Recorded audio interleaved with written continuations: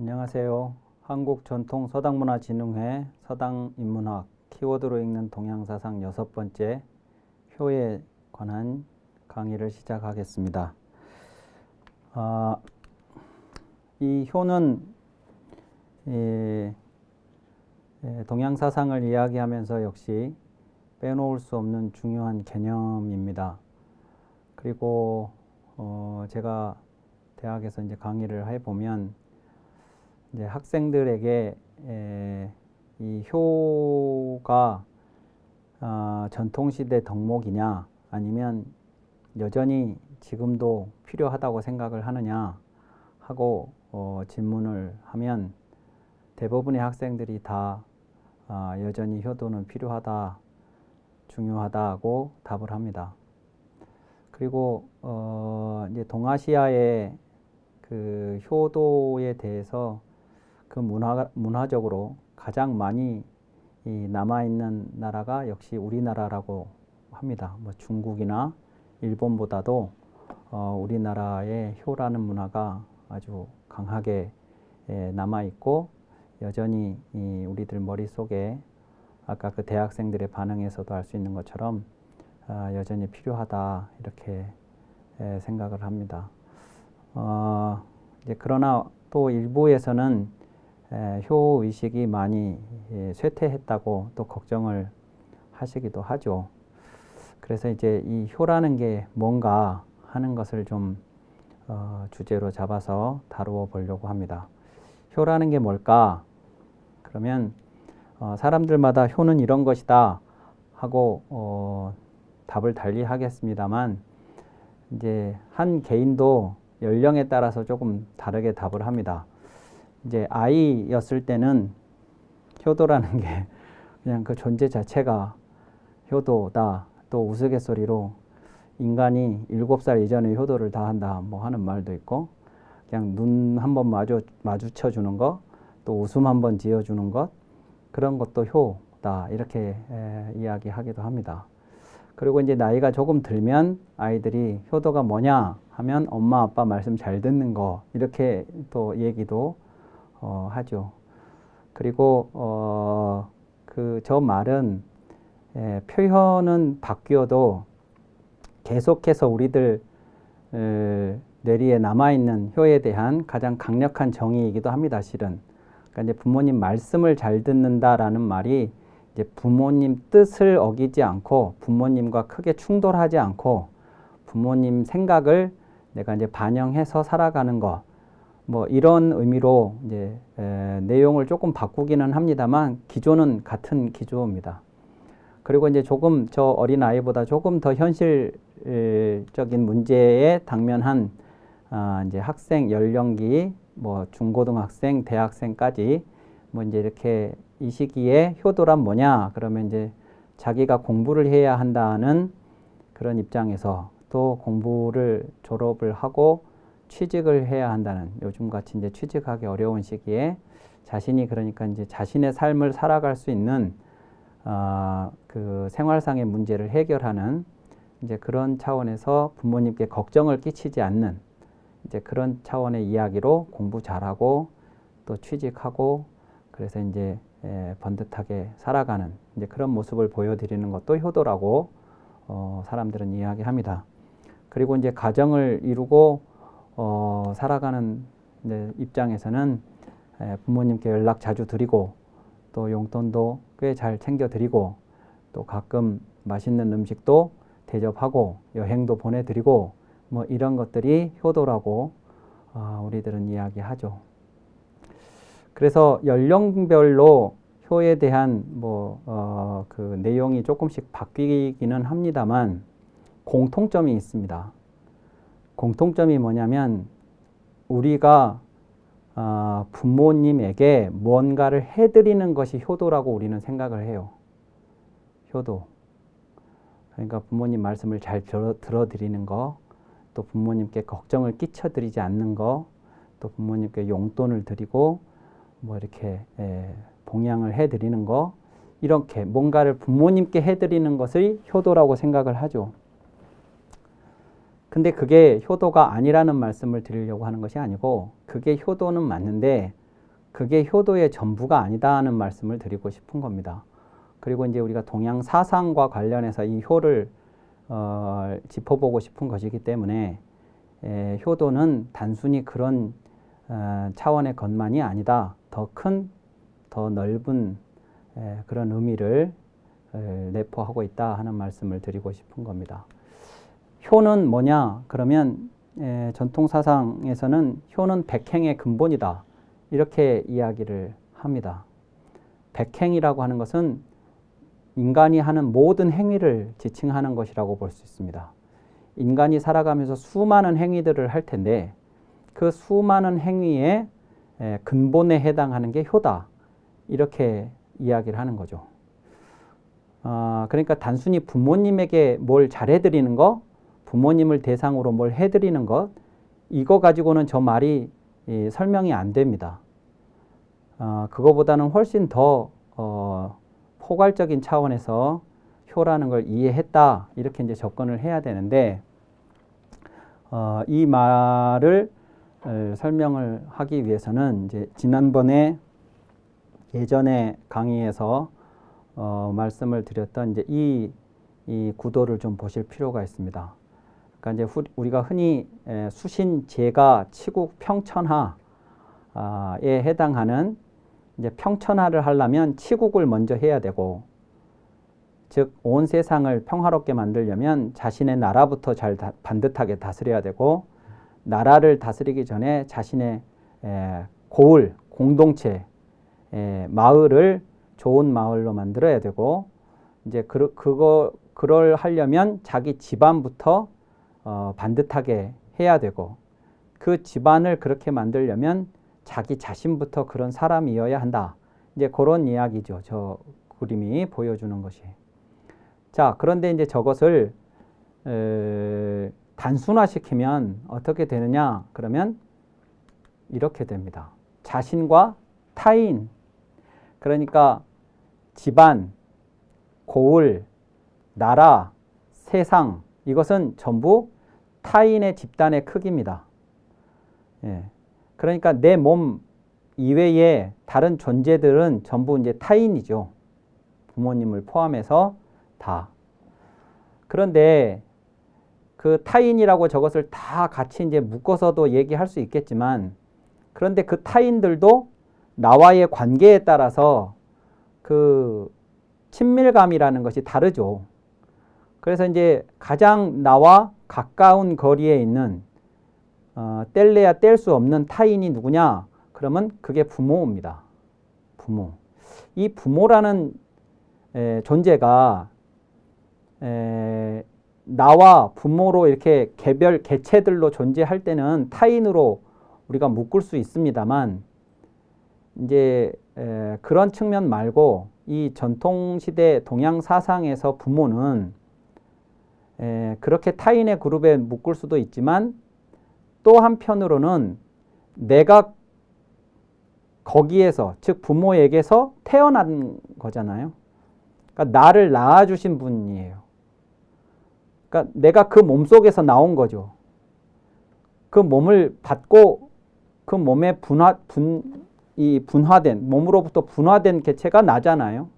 그러니까 다른 타인들하고 같이 묶는 거하고는 좀 다른 이야기입니다. 그렇게 묶어서는 이 부모가 설명이 안 되는. 그러니까 이쪽의 입장에서 보면 나하고 부모가 같이 묶일 수도 있는, 나에게서 보면 저쪽 타인에게도 묶일 수도 있지만 나하고 같은 몸이라고 볼 수도 있는, 존재론적으로 그렇게 이해를 한 아주 특별한 그 타인입니다. 부모가. 그리고 그 부모에게서 나와 똑같은 그 부모로부터 그렇게 분화되어 생성된 똑같은 존재가 형제죠. 형제.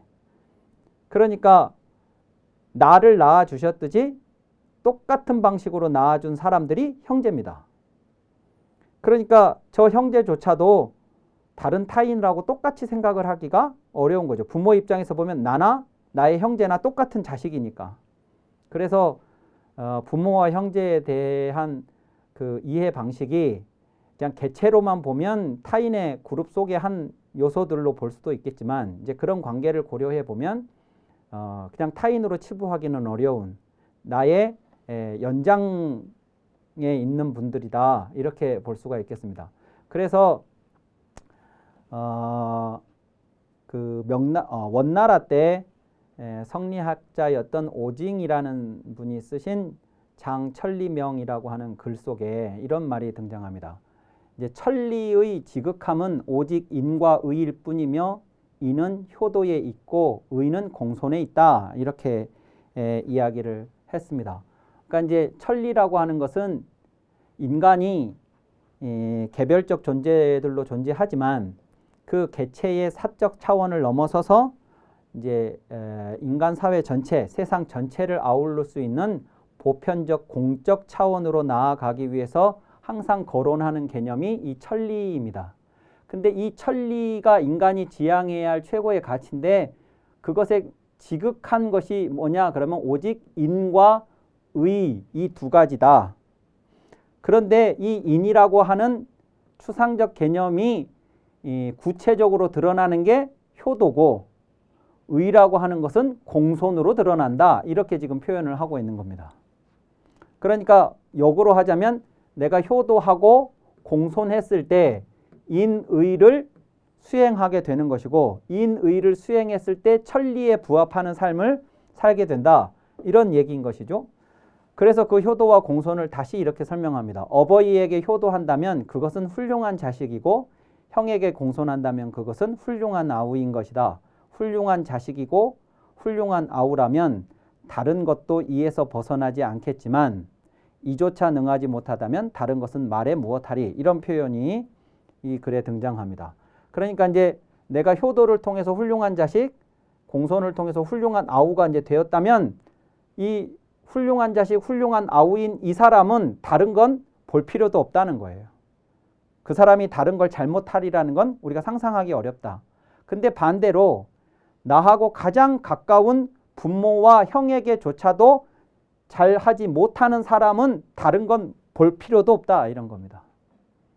그러니까 이 효도 또 그 연장선에 있는 형제 간의 이제 그 공손, 형에 대한 공손 이 문제를 인간이 어떻게 행위하고 어떤 삶을 살 것인가를 판단하게 하는 가장 중요한 지표다 이렇게 지금 이야기를 하는 것인데 아까 효는 백행의 근본이다라고 하는 그 의미와 연결되는 글이라고 볼 수 있겠습니다.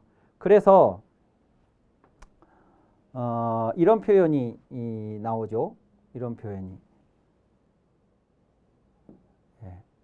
이런 표현이 나오는데 충신 필구어 효자지문이라고 하는 이제 저런 유의 글들이 많이 나옵니다. 이것은 충신은 반드시 효자의 집안에서 구하라, 효자 가문에서 구하라 이런 표현인데 요것도 아까 효는 백행의 근원이라는 말과 연결해서 볼 수 있는 그런 생각들입니다.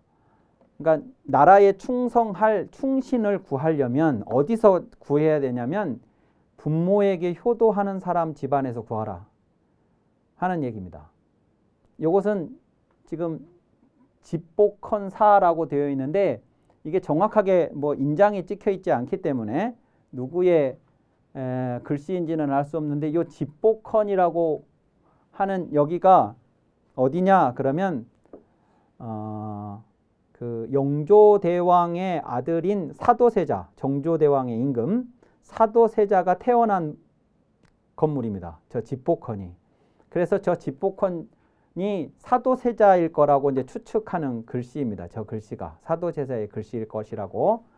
그런데 이제 효자는 충신은 효자의 집안에서 구한다라는 말은 사도세자만의 생각이 아니고 그 이전부터 이제 쭉 이어져 왔던 그 생각을 저렇게 이제 글씨로 쓴 것인데 아까 앞에서 효도하고 공손한 사람은 다른 것은 잘못하리라는 걸 우리가 예상하기 어렵다거나 혹은 부모에게도 형에게도 효도하고 공손하지 못한 사람은 다른 것을 잘할 걸 기대하기도 어렵다라거나 하는 말이나 이제 비슷한 취지의 얘기죠. 부모에게 효도한 사람은 나라에도 충성할 것이다. 그러니까 이제 이런 이야기들에서 우리가 추측할 수 있는 것은 전통시대의 효도라는 건 단순히 부모에 대한 잘함 정도가 아니고 이제 그것을 통해서 그 사람이 어떤 사람일까 하는 것을 추측해 하는 지표다. 최고의 인간을 확인할 수 있는 최고의 인간됨을 확인할 수 있는 최상의 지표다.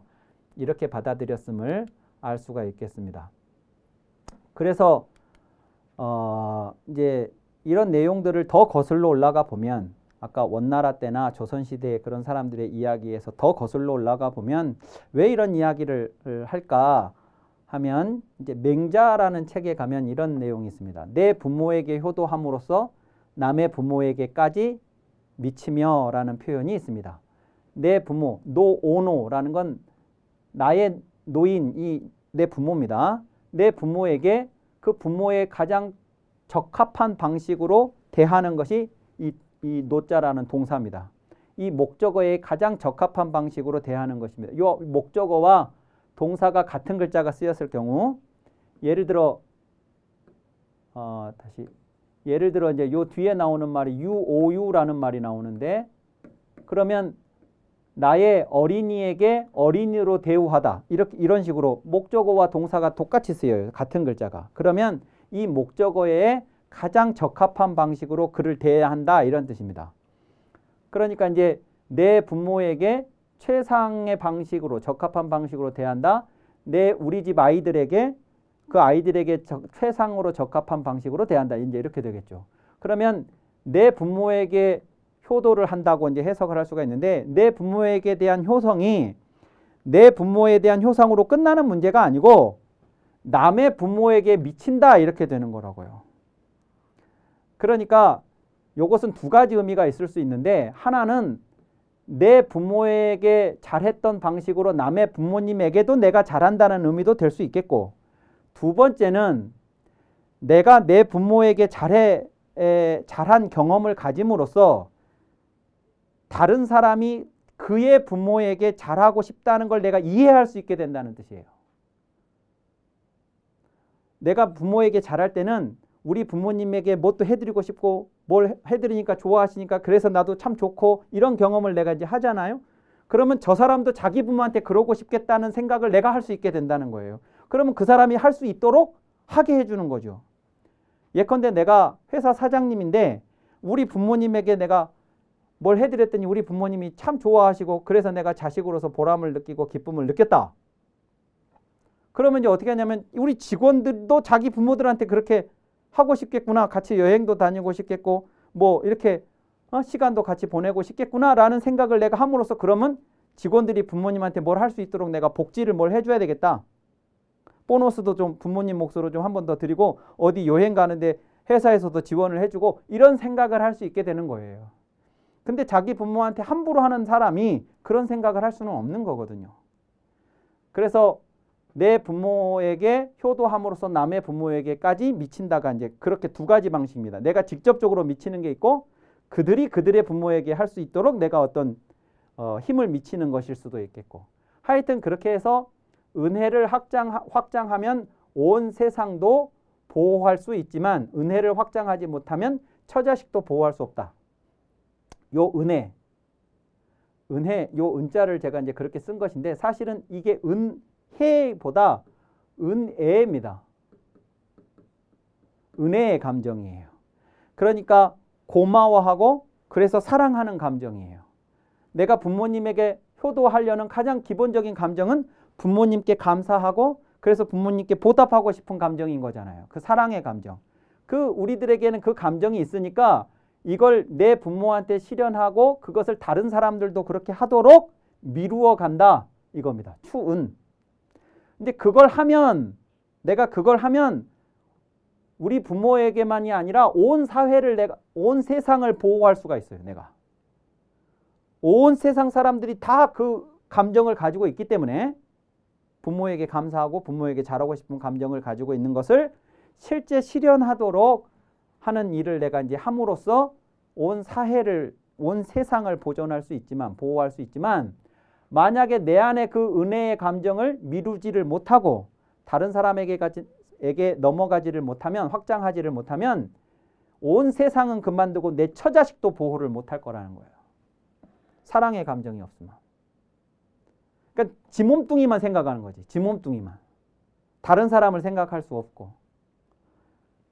이것도 결국은 내 몸뚱이만 생각하는 게 아니라 우리 부모님의 생각, 우리 부모님의 감정, 우리 부모님의 상황을 내가 고려하니까 찾아뵙고 인사드리고 용돈 드리고 여행 가고 이런 거 하는 거 아닙니까?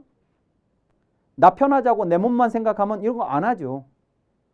근데 그걸 내 감정을 부모에게 적용하고 내 부모에게 적용했던 감정을 다른 사람의 그 사람의 부모를 생각하는 것까지도 내가 생각할 수 있게 되고 이제 이렇게 가서 온 세상을 보호할 수가 있겠는데 만약에 그게 아니고 내 그 은혜의 감정을 미루지를 못하면 내 처자식도 보호를 못할 거다. 이제 이렇게 되는 것입니다. 그러니까 이 부모에게 잘한다는 게 단순히 부모한테 잘하는 걸로 끝나는 문제가 아니라는 것이죠.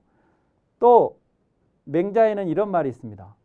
지극히 성실, 진실, 성심 이런 글자죠. 이 성자가. 지극히 성한데 움직이지 못할 것은 없으며 성하지 않는데 움직일 수 있는 것은 없다. 이런 표현을 했습니다. 그러니까 성하냐 성하지 않느냐의 문제인데 이 성을 하면 그러면 내가 움직이지 못할 것이 없다 그겁니다. 모든 걸 움직일 수 있다는 거예요. 성하면. 그러니까 상대방에게도 내가 전화를 해서 야 오늘 내가 점심을 살 테니까 우리 어디서 만나자. 그러면 바깥에 방 안에 집 안에 있는 사람을 내가 바깥으로 이제 그 사람을 끌어낸 거잖아요. 만나자 해서 그 사람이 나온다면 그러면 그 사람을 내가 움직인 겁니다. 내가 만나자고 하니까 그 사람이 좋아 하고 나오는 건 그 사람이 움직이는 거죠. 그런데 내가 만약에 그 전에 그렇게 만나자 해놓고 바람을 맞췄어요. 아무 설명도 없이. 그 사람 혼자 그냥 거기 장소에 나갔는데 내가 안 나와가지고 자기 혼자 바람 맞았어. 그러면 그 뒤에 내가 밥 살 테니까 나와라. 그럼 그 사람이 나오겠습니까? 진실하지 않으면 그 사람을 못 움직여요. 지극히 진실하면 못 움직일 게 없다 그 말입니다. 반대로 진실하지 않으면 움직일 수 있는 것이 없어요. 아무것도 못 움직여요. 성이라는 건 내가 진실하다는 거, 또 진실하기 때문에 한결같다는 거, 한결같으니까 변함없이 성실하다는 거, 이게 성자의 뜻이거든요. 내가 어떤 상대에 대해서든 어떤 일에 대해서든 그런 태도를 유지하면 못 움직일 게 없지만 만약에 그런 태도가 아니면 아무것도 못 움직인다. 그러니까 요 말에 가장 이제 지성 그랬을 때 따라 나오는 말이 감천이었잖아요. 하늘도 감동을 시킨다. 지성이면. 그걸 이제 정성이라고도 표현을 하지만 지성이면 감천이다. 그러니까 막 이제 전설 같은 이야기들 속에 겨울에 대나무 밭에서 막 죽순이 나오고 막 얼음을 뚫고 막 잉어가 튀어 올라오고 그게 이제 하늘이 감동했다는 이제 그런 이야기들 아닙니까? 그게 성입니다. 성인데 이런 이야기가 중용에 비슷한 이야기가 나오는데 요건 맹자 얘기고 중용에는 뭐라고 했냐면 성자는 비자성기이야 소위 성물이야 그랬습니다. 성이라는 것은 스스로 자기를 할 뿐만 아니라 타자를 완성시키는 것이기도 하다. 성기, 성물. 나를 완성시키는 것이면서 동시에 타자를 완성시켜주는 거예요. 성이라는 게. 이렇게 설명을 했어요. 자, 그러면 이제 이걸 효라는 개념하고 접목을 시키면 이제 어떻게 되겠냐? 그게 효성입니다.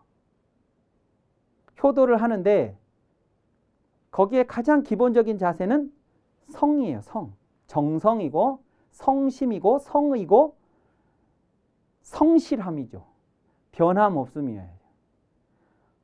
예. 어떨 땐 그랬다가 어떨 때는 안 그랬다가 그런 게 아니고 한결같아야 하는 거예요. 그 성이죠. 그게 효성이에요. 그럼 효성을 뭐라고 말할 수 있겠냐면 효성을 성기와 성물, 자기를 완성시키고 타자를 완성시키는 그런 차원에서 이해를 했다. 그러니까 내가 내 부모에게 효도하는 게 그 자체로 나를 완성시키는 것이면서 동시에 타인들을 완성시키는 그런 것으로 생각을 했기 때문에 효도한다 그러면 다른 건 볼 필요도 없다 이렇게 간 것이라는 겁니다. 그냥 아무 내용 없이 그렇게 이야기를 하는 것이 아니라 그래서 이 성기와 성물이라는 측면에서 특히 이제 저게 대상, 부모님이라는 대상을 효도로 하는 것만이 아니고 그것이 어떻게 자기를 완성하는 것이 될 수 있는가에 사실은 효의 핵심이 있습니다. 그래서 그에 관한 이야기는 다음 시간에 이어서 계속하도록 하겠습니다.